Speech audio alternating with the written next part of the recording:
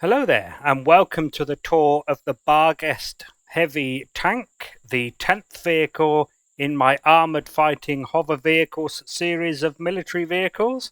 My name is Wimp, and I am the Chief Designer, Chief Builder, Chief Architect, and Chief Dumbass of the Cerberus Heavy Tank Update project.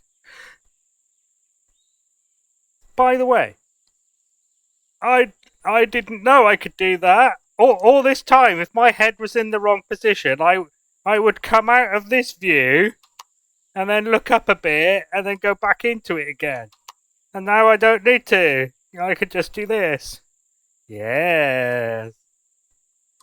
Okay, that's enough of that. See? Chief Dumbass. I don't lie. Right. So, let's turn the HUD back on. Before I take you around the updated vehicle, I'm first going to show you the original vehicle. So this is the original that was built before the game was released, before 1.0. And because of that, it had no weights and volumes, so it's got no container extensions and controllers. It also had no CPU and no shields. I'm sure there are other things as well, but those are definitely the biggest ones. Now, as we have a look at the new one, you'll probably see that not much has changed. So these are now black, and I've gotten rid of the shape under the turrets there, so that is a better shape on the side. The actual side pontoony things are the exact same size and shape. And the vehicle itself is roughly the same shape. It is slightly bigger. So because I needed space for the shield and for the container extensions and for the CPU extensions, it needed to be bigger. I'll show you inside that in a second. But this vehicle itself is actually, I think it's 2 blocks wider, 2 blocks longer in total. And I think it's the same height, actually, yeah. So this was like I said, the original. So a couple of the changes that you may notice is that I don't use the headlights on tanks anymore. I use the little lights in spotlight mode. I don't have the harvester module on the front anymore because I think having military vehicles that are built for combat, being able to harvest trees takes something away from the dedicated tree harvester vehicles. I mean, why would you need a vehicle that can harvest trees when you've got a tank that does it? Also, the trussing on the top here, which I do like the look of, but not only does it get in the way, it's also relatively heavy.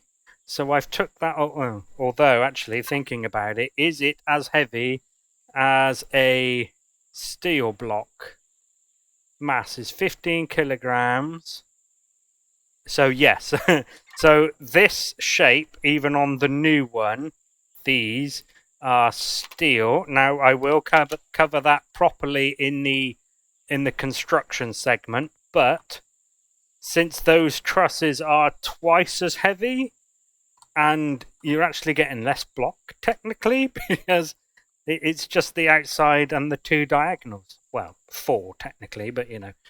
Anyway, so that's another change.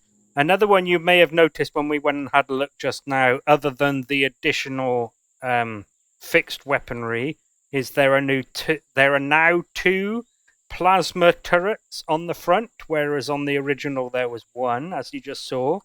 So there are 3 Gatling guns in the place of the harvester module. And it's got 2 pulse lasers on the sides, whereas this one didn't. And these now face sideways rather than forward is the main differences. The shapes have changed slightly. So the inside of this was quite cramped. So that was really the best, I was going to say we could do. It's certainly the best I could do with the LCD screens at the time, because we didn't have any formatting at all. That was the best we could do. If I convert it to the new mode, now we can see all of this comes up. But things like the the pos tags and the line height tags and all of that didn't work before. And this was the ammo storage, and this was definitely plenty for this vehicle.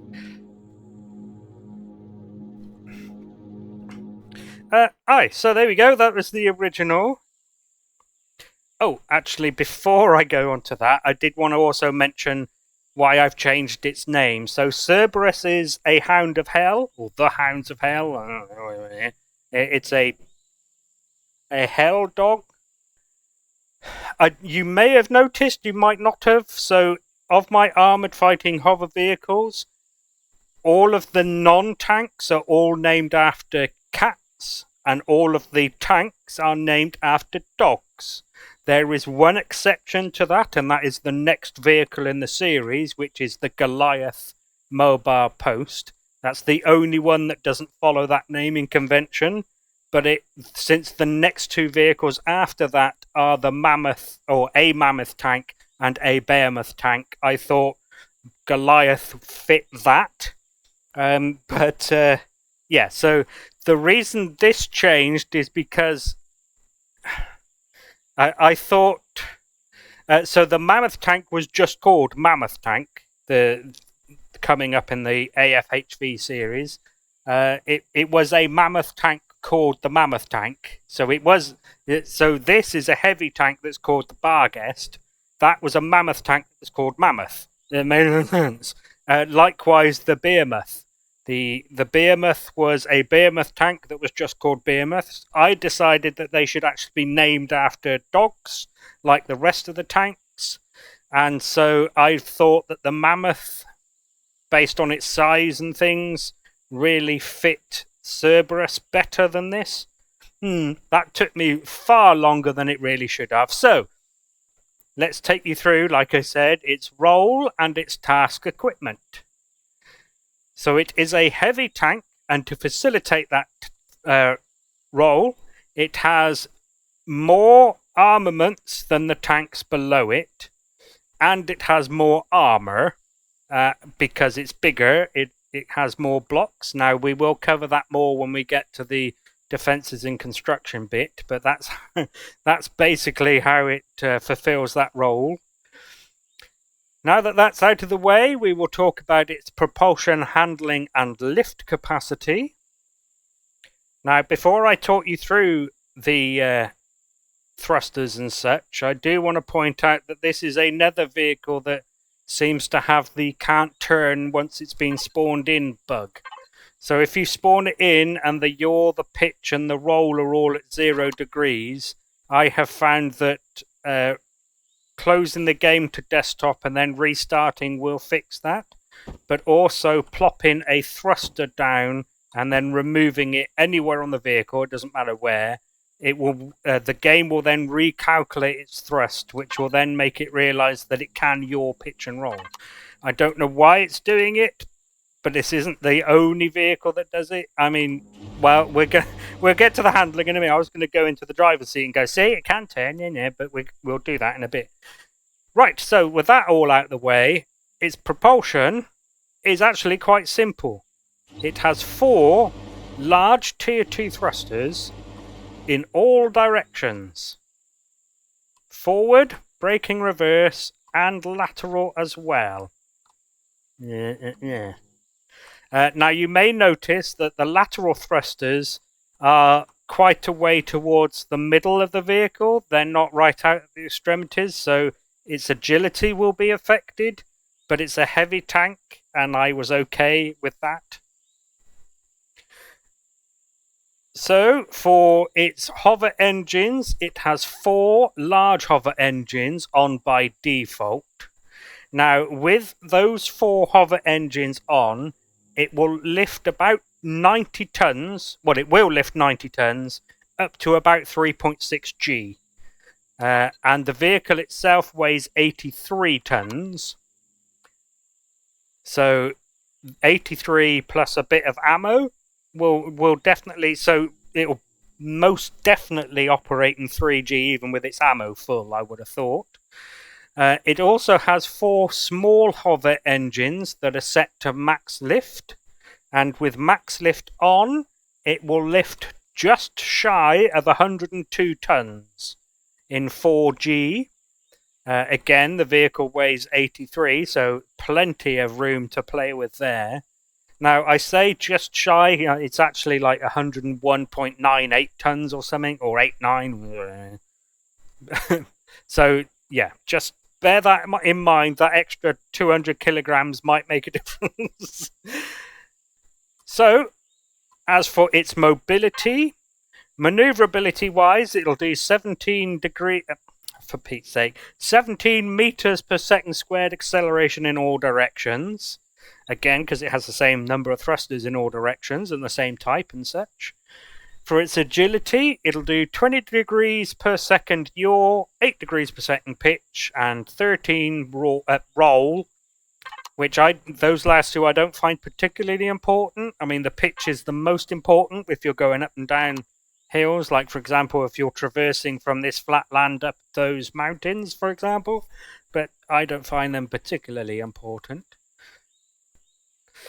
Right, let's give it a quick test drive so you can see how it handles. This is with pilot mode on. So, as with all of my vehicles, but especially the Armoured Fighting Hover Vehicles, and even more especially a heavy tank, don't be expecting a go-kart, you know? So, it's okay, I think, but, you know, I'm sure there are other people who can build better. Right, so that's the end of that segment. The next segment then is its power, fuel, and air.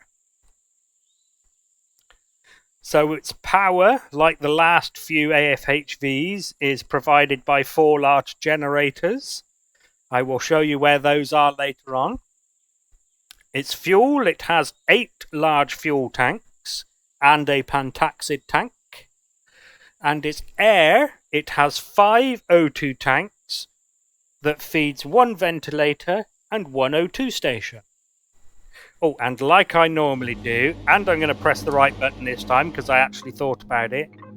There's the blue shapes to prove that it is actually airtight in here. Right, that's the end of that segment. The next segment then is its weapons, defenses, and construction. I'm sure most of its weapons are obvious, especially since I've pointed some of them out as well. It has an artillery turret as its tank turret gun. It also has 2 plasma turrets that I refer to as heavy turrets on a Armoured Fighting Hover Vehicle. And it has... Oh, and the targeting of those 3 is what I consider anti-base and anti-vehicle. Now, there is a slight difference between them.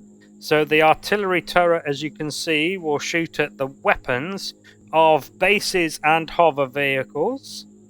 And the heavy turrets will shoot at the generators of bases and hover vehicles. Now, I've done that so that it'll keep targeting generators deep inside the POI to help take down its shields and keep them down if you're inside and, you know, looting it, for example. Right then, so it has 4 Gatling turrets, 1 in each corner, and they are set to what I consider my point defense targeting parameters. So they'll shoot at the turrets and mounted weapons of SVs, and they'll also shoot at drones and ground troops. On top of that, it has the 3 Gatling guns in case you need to shoot any ground troops or predators and the, you know, Gatling turrets are being a bit dozy. And it also has 2 pulse lasers, 1 on each side, for taking down shields of vehicles and POIs.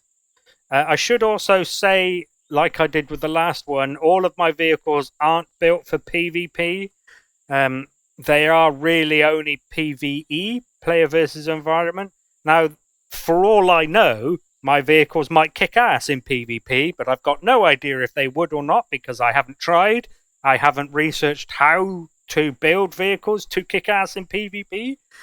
So I wouldn't risk it. Yeah, I wouldn't risk it, not with my stuff. Maybe, I mean, just on the off chance you might be fighting someone else in something else I've built, that would be fine. But if they're flying or driving something that somebody else has built, my stuff might not do it. Although, like I said, for all I know, it might kick ass, but I highly doubt it. Right, defenses then. It has a shield, which is in there. So if this isn't the first vehicle of mine in the AFHV series that you've watched a tour of or seen the screenshots of, you might recognize this is just copied and pasted from others.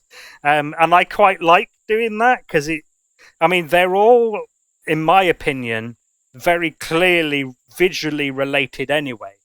But to have that top mount where the tank turret is be clearly the same, I think really sells that they're all made by the same manufacturer. So the shield is under there. It also has armor. Now this is like the other tank, like the main battle hover tank. The armor profile of this is the other way round to most of the armored fighting hover vehicles, including the light tank. So most of the vehicles are almost completely hardened steel with some combat steel as armor, whereas this tank and the main battle hover tank is the other way round. It's almost completely combat steel with a little bit of hardened steel as extra armor. So, for example, in here, some of the lag shot armor, as you can see, some of it is combat steel, and then some of it is hardened steel further back. There's the core, by the way. And some of the details are steel, normal steel, but not all of it. It's only little bits. This, just in case you care, so even on the original, the first vehicle of the AFHVs where I started to do this shape, it was put there for the exact same reason as this. So if we have a quick look in here, you'll see that the generators, if this block wasn't here, if something shot right into the corner, I'm not going to be able to get into the right place, am I? Leon, can we please, for the love of God, get a go slow button so that this bullshit doesn't happen when you're building a small grid vehicle? Thanks, please. So if I can get myself in the right place, yeah. So if a POI's turret shoots you there, for example, there's nothing there protecting that generator. So that's why those blocks are there, in case you care. And underneath is all hardened steel. So do be careful if you're driving over any ground troops. Right, so that's the end of that segment. The next segment then is its resource gathering, production and storage. Like most of the AFHVs, this will be a fairly quick segment. Resource gathering, it has none. Production, it has one. Wait, what? It has one. Yay! The first AFHV that has one. Constructor, one. It has one, but, still, more. It's better than none. Right, so... what's next? Storage. Right, storage. Okay, so... There is a 2000 SU ammo container in the ceiling next to the shield generator. There is also... Sorry if you can hear shouting outside. People are going past. So it also has two 2000... Right, I've closed the window. Okay, so it has two 2500 SU ammo containers on each side of the seats as well. And it has a 750 SU container that is cargo underneath the constructor there. It also has 5 small cargo boxes. One there, one on each side, and then another one under the medic station.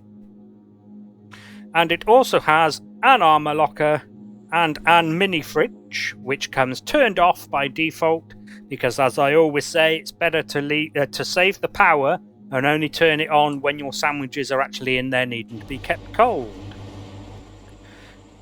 That's the end of that segment then. The next segment is its interior layout and any remaining devices. Now, before I park it on the ground for the interior layout, I will point out both the 4 jump boosters on the bottom and the 8 docking pads. I'm pointing those out now because I always bloody forget them. Okay, so the only access into the vehicle is through the door on the back. The ramps and the lights, one on each side lighting at the ground and one above the door, are all on that motion sensor just there. In through this door you will find the pentaxid tank, that shutter door. And in through this shutter door you will find access to the O2 tanks. Now, all 5 O2 tanks are here behind this bit of the back end. So they're all on one side. Just do bear that in mind if you're getting shot at the ass. Right, in through the door and immediately on the right we have 2 more shutters that hide access to the fuel tanks. Now the fuel tanks themselves, there are 4 on each side, and they're mirror images on both sides. You can see all 4 there. The other side's the same. The cargo box above it is supposed to be for the fuel as well. The constructor, which comes turned off by default, will link into that container controller there. And on the opposite side we have the clone chamber, the O2 station, the ventilator and the healing station, along with the little bit of storage I pointed out earlier. Then moving forward of those we have the CPU extenders. There are 2 that are visible and you can see where the other 2 are just in the little gap underneath the medic station there. The other one on the other side is a mirror image. It's behind that. And then moving forward of that, other than the ammo, is the seats. Now, the idea is that this one is supposed to be the vehicle commander, who has access to a communications screen. This side is the gunner, and his little heads-up display jobby will turn on when you turn the tank and heavy turrets signal on. Then, of course, the driver's seat in the middle has 2 hollow displays that show you what the custom signals and custom device group toggleable shortcuts are. Now, that would lead me on to the next segment, but first I want to show you where the Wi-Fi, which is there, and the detector, which is above it there, is. I haven't painted those. Never mind. I'm kind of okay with it, to be honest, because of where they are. It would be nice, Elion, if you are still listening after figuring out how to give me a go slow button, could we please get more textures for the container extensions? Because it would be nice to, say, have them as the floor and, you know, like normally around the shield generator I have other texturing that indicate that power's going to it and that kind of stuff, but I just can't. It would be nice if we could. Right, so that's the end of the interior and any remaining devices. Oh, other than the lights in here are on that motion sensor there. So let's move on to the next segment then, which is its shortcuts and signals. Now, I did give you a brief look at the holo displays that show what they are, and we did also open up the... oh, what do they call this? The control panel, there we go. So, running through these real quick, the device group starting at the top as usual is propulsion, etc., which will turn on all of the thrusters and what I referred to earlier as the default hover engines, which in this case are the 4 large ones. The next one down is the max lift, which will turn on the 4 small hover engines to help it operate in 4G. Next one down is its headlights. Now, like the other tanks, like the main battle hover tank actually, the 2 on the outside have a wide angle spotlight mode, 110 degrees, and then the ones inside of those have a narrow angle, 70 degrees. And again, it's set to spotlight mode. The next signal down, you may have noticed, is the tail lights. Of course, I have my red flares on the back, and if you don't like them, you can, of course, turn them off. And if you absolutely hate them, you can, of course, multi-tool them off. Shush, always interrupting. And finally, the next one down is the ventilator. Now, just in case this is the first tour of mine you've seen, I give you this switch to save you some power if you're in the atmosphere of a breathable planet, or the breathable atmosphere of a planet. So if we have a look at the power left and we turn oxygen off, it doesn't change, despite the fact that it's no longer blowing air into the vehicle. However, if we turn ventilators off, it does save something. So you can save a bit of power. Speaking of saving power, the first of the custom signals is the power save. Now, turning power save on will turn off the motion sensors that controls the ramps and the lights. So that's that one and that one. It'll also turn off the wireless connection and all of these LCD displays, whether they be holo projected or these keyboard thingies. The only one it won't do is the one that shows up when we turn on the main weapons. Let's think, is that everything? I'm pretty sure it is. Oh, and the passenger seats. Oh, and this is something I always forget to say. So, really, the power save mode is supposed to be, in my vehicles, if you have a vehicle of mine docked on the exterior of a CV, for example, and your CV is going into hostile environments, you know, somewhere where it's hot or extremely cold or blah, blah, blah. Quite often you would find that if you have your vehicles on the back or inside or wherever they may be kept, but still open to the elements, but they're turned off, the interior of those is the same as the exterior environment. So the idea of my power save is that you can turn everything that you need to off, but it will still remain on, so long as, of course, you have the ventilators on and the oxygen on. But there you go, so that's the idea. I always forget that. So, the next custom signal shortcuts are, of course, all of the weapons. The tank and heavy turrets will turn on the artillery turret and the 2 plasma turrets. And as I have alluded to a few times now, it'll turn on the holo display of the gunner here. Now, I've given you a separate switch for the Gatling turrets because you might want to be fighting, say, you know, just ground troops or even predators, and you don't really want to be wasting your expensive ammo, so I've given you them on a separate switch. Oh, I should point out, and this is something else I have mentioned in other videos, but I do keep forgetting to, especially if, which isn't helpful if you haven't seen other videos where I have talked about it.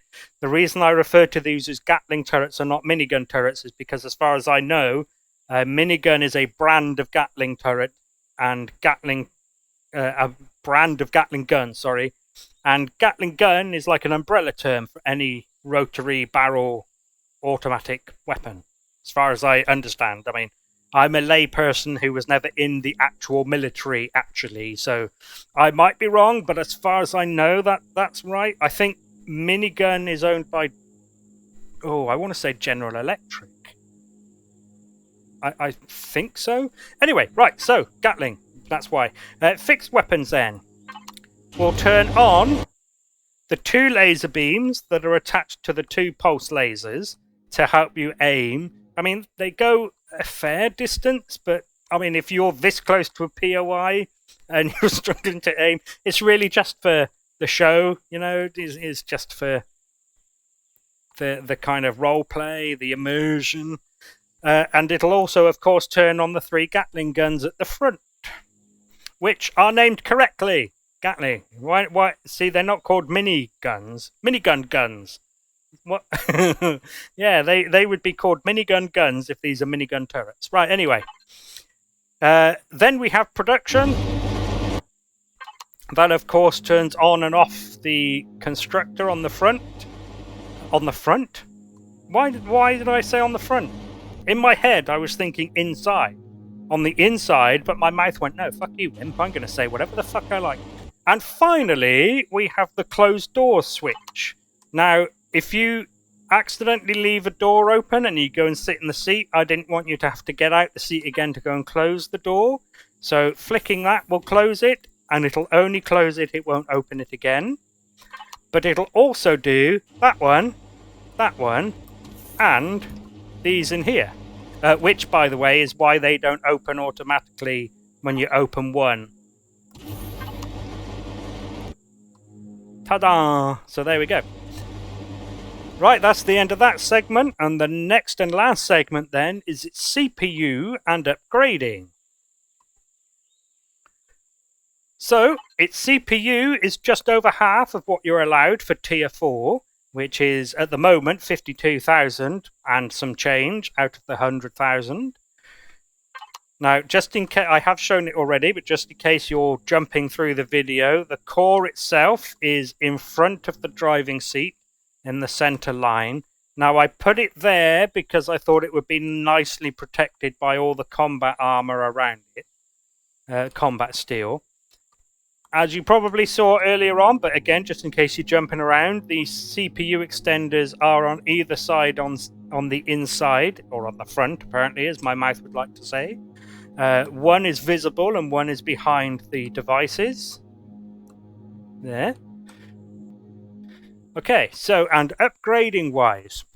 So there is no upgrade path included in this vehicle. So there's no free space or any designated slots for you to add anything. That doesn't mean you can't, because I can certainly see people ripping this stuff up and putting another Gatling turret there, for example, or this one, or doing something else somewhere else. I mean, you could probably change block shaping and add more turrets if you really wanted to, and you certainly, as you saw, have the CPU to do it. Now, before I let you go, I will quickly talk through its other paint colors. So it comes in the desert sand, which you can see we've been looking at the whole time. It also comes with this military green, and it comes with this Arctic white, and finally this dark grey. Now, I'm sure it goes without saying, but just in case it does need saying, you can change those colors as you wish. I would recommend leaving all of the others because they are quite often used elsewhere in the vehicle. But definitely these four you can change as you like and change the primary color of the vehicle. Oh, and those two as well, the secondary and the tertiary color. Although on this vehicle, so that's supposed to be the secondary, and there's supposed to be more of that than the tertiary color, but it just didn't look right on these tanks and stuff. So although I actually started using this less than this, and this therefore became the secondary, and this became the tertiary color, I couldn't be bothered to swap them around in the color palette. Story time with Wimp. Right, so that'll be the end of the tour. Thank you very much for taking an interest in the Barghest HeavyTank. I hope you get some use out of it, and hopefully I will see you in another video for a different build. So thank you again, and goodbye.